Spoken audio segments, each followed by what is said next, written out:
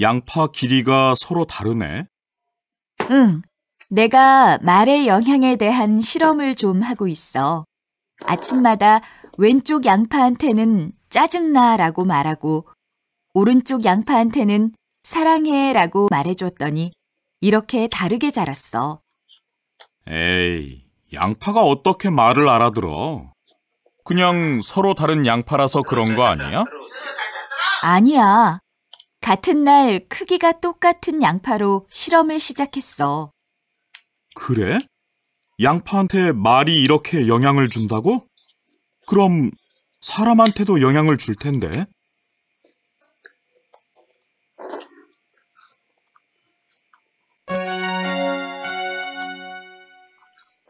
양파 길이가 서로 다르네.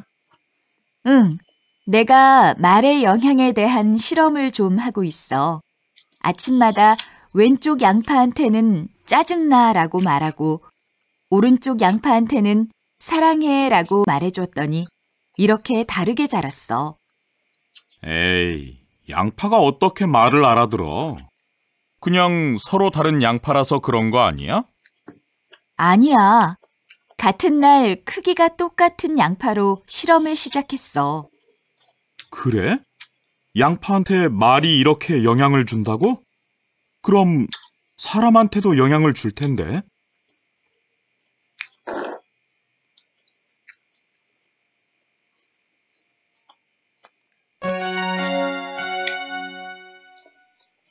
양파 길이가 서로 다르네. 응, 내가 말의 영향에 대한 실험을 좀 하고 있어. 아침마다 왼쪽 양파한테는 짜증나라고 말하고 오른쪽 양파한테는 사랑해라고 말해줬더니 이렇게 다르게 자랐어. 에이, 양파가 어떻게 말을 알아들어? 그냥 서로 다른 양파라서 그런 거 아니야? 아니야. 같은 날 크기가 똑같은 양파로 실험을 시작했어. 그래? 양파한테 말이 이렇게 영향을 준다고? 그럼 사람한테도 영향을 줄 텐데.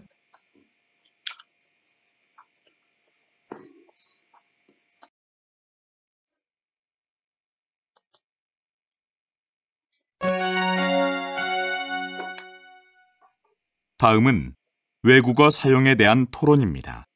잘 듣고 맞는 답을 골라보세요. 오늘은 일상생활에서 외국어를 사용하는 것에 대해 토론하고자 합니다. 두 분의 좋은 의견 부탁드립니다. 저는 한국말로 쓸 수 있는 것까지 외국어로 표현하는 것은 좋지 않다고 생각합니다. 예를 들어, 빵을 파는 가게는 베이커리가 아니라 빵집이라는 한국어로 충분히 표현할 수 있습니다. 베이커리에서 빵을 사면 빵집에서 사는 것보다 맛있는 것도 아니지 않습니까? 저는 베이커리라는 이름을 들으면 빵집보다 더 다양한 빵을 파는 가게라고 느껴집니다. 제 생각에는 외국어를 사용하면 표현도 풍부해지고 한국어로 쓰는 것과는 다른 느낌을 표현할 수도 있어서 좋습니다. 그런 느낌의 차이는 축제 이름에서도 알 수 있습니다. 하이 서울 페스티벌은 안녕 서울 축제와는 느낌이 다르지 않습니까? 그 말도 일리가 있기는 하지만 외국어를 너무 많이 쓰면 의사소통이 잘 안 될 수도 있습니다. 대학생들에게 조사한 결과에 의하면 수업 시간에 교수님이 외국어를 너무 많이 써서 알아듣기도 힘들고 오해가 생길 때도 있다고 합니다. 글쎄요. 제 생각은 좀 다른데요. 외국어를 쓰면 오히려 이해가 더 잘 될 때가 많다고 봅니다.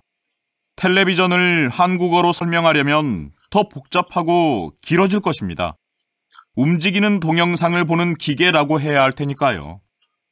텔레비전, 라디오 같은 외래어와 베이커리 같은 외국어는 다르다고 봅니다. 이미 한국어로 굳어진 외래어들을 사용하는 것이 문제는 아니라고 생각합니다. 한국어를 써도 되는데 굳이 외국어를 사용하는 것이 문제지요.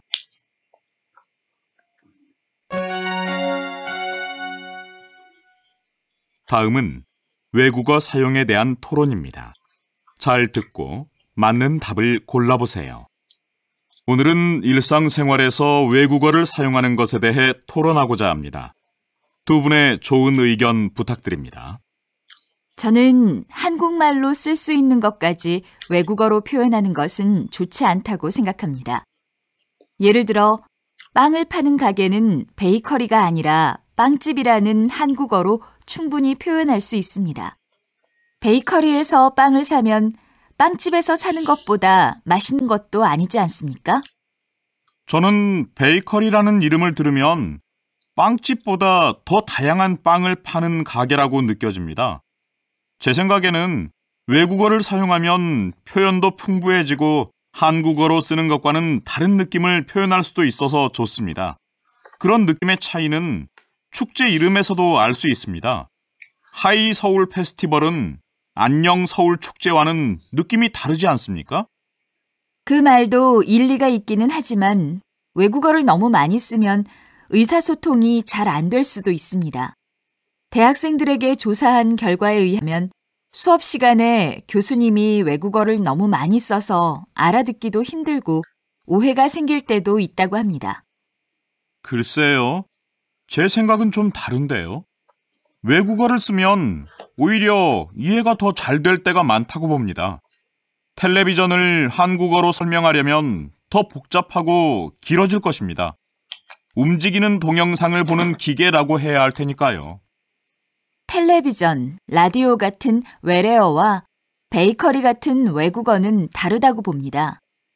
이미 한국어로 굳어진 외래어들을 사용하는 것이 문제는 아니라고 생각합니다. 한국어를 써도 되는데 굳이 외국어를 사용하는 것이 문제지요.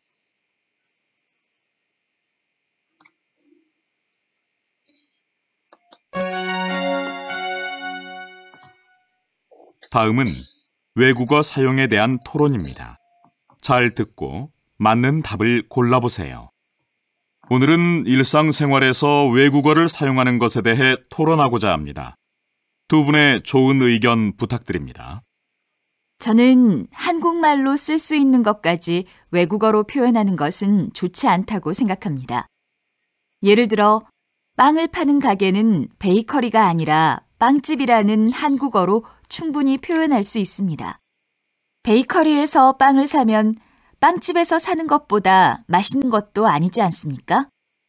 저는 베이커리라는 이름을 들으면 빵집보다 더 다양한 빵을 파는 가게라고 느껴집니다. 제 생각에는 외국어를 사용하면 표현도 풍부해지고 한국어로 쓰는 것과는 다른 느낌을 표현할 수도 있어서 좋습니다. 그런 느낌의 차이는 축제 이름에서도 알 수 있습니다. 하이 서울 페스티벌은 안녕 서울 축제와는 느낌이 다르지 않습니까?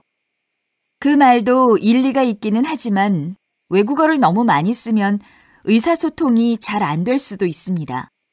대학생들에게 조사한 결과에 의하면 수업 시간에 교수님이 외국어를 너무 많이 써서 알아듣기도 힘들고 오해가 생길 때도 있다고 합니다. 글쎄요. 제 생각은 좀 다른데요. 외국어를 쓰면 오히려 이해가 더 잘 될 때가 많다고 봅니다. 텔레비전을 한국어로 설명하려면 더 복잡하고 길어질 것입니다. 움직이는 동영상을 보는 기계라고 해야 할 테니까요. 텔레비전, 라디오 같은 외래어와 베이커리 같은 외국어는 다르다고 봅니다. 이미 한국어로 굳어진 외래어들을 사용하는 것이 문제는 아니라고 생각합니다. 한국어를 써도 되는데 굳이 외국어를 사용하는 것이 문제지요.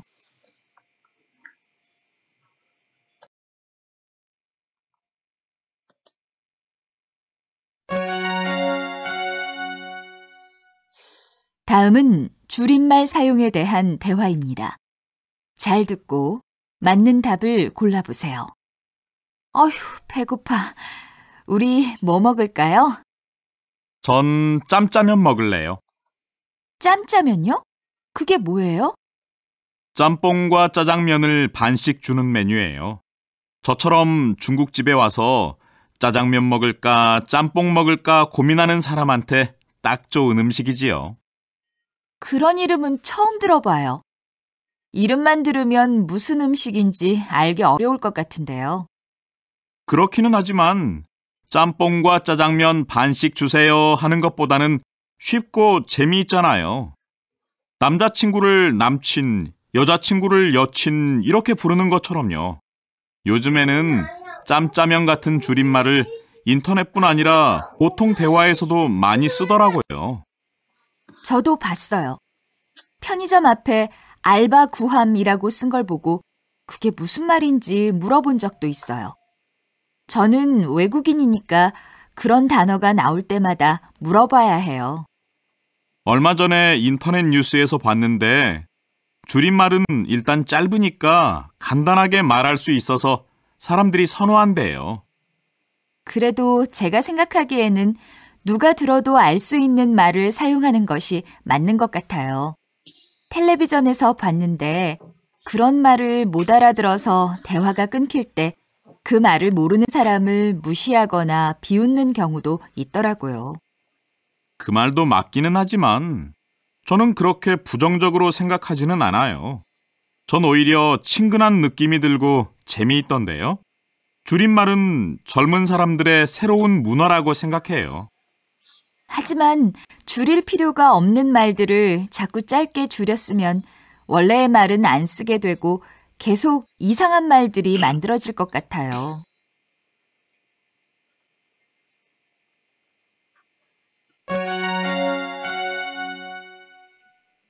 다음은 줄임말 사용에 대한 대화입니다.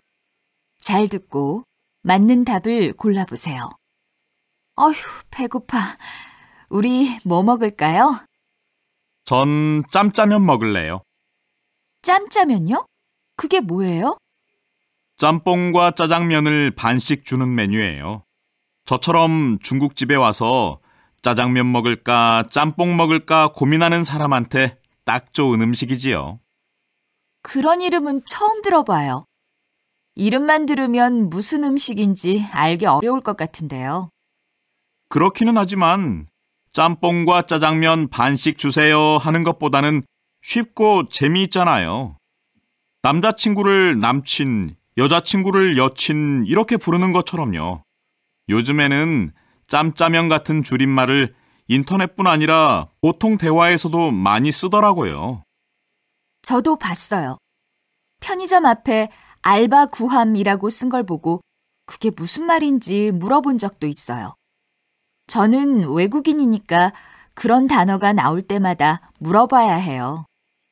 얼마 전에 인터넷 뉴스에서 봤는데 줄임말은 일단 짧으니까 간단하게 말할 수 있어서 사람들이 선호한대요. 그래도 제가 생각하기에는 누가 들어도 알 수 있는 말을 사용하는 것이 맞는 것 같아요. 텔레비전에서 봤는데 그런 말을 못 알아들어서 대화가 끊길 때 그 말을 모르는 사람을 무시하거나 비웃는 경우도 있더라고요. 그 말도 맞기는 하지만 저는 그렇게 부정적으로 생각하지는 않아요. 전 오히려 친근한 느낌이 들고 재미있던데요. 줄임말은 젊은 사람들의 새로운 문화라고 생각해요. 하지만 줄일 필요가 없는 말들을 자꾸 짧게 줄였으면 원래의 말은 안 쓰게 되고 계속 이상한 말들이 만들어질 것 같아요.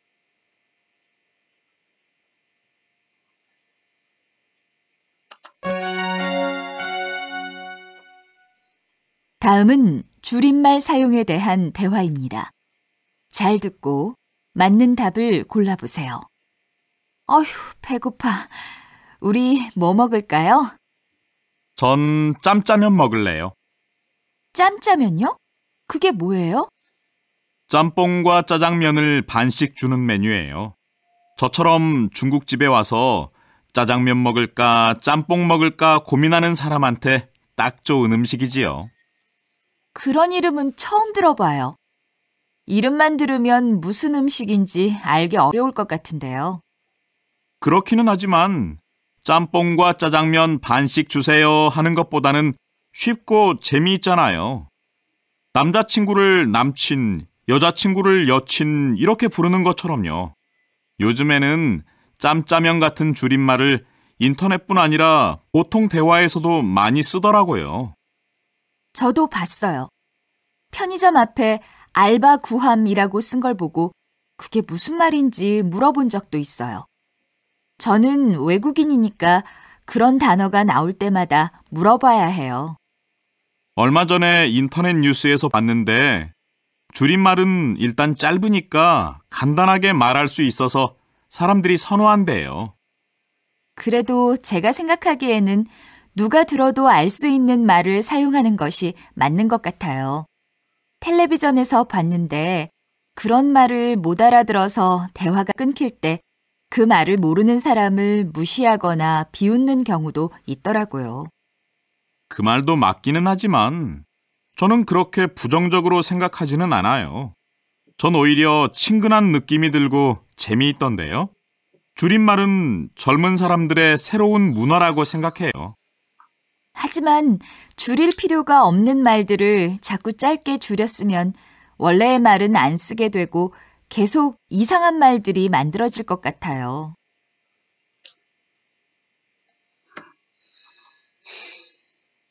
오늘 수업은 여기까지입니다. 다음 주 Gmeet에서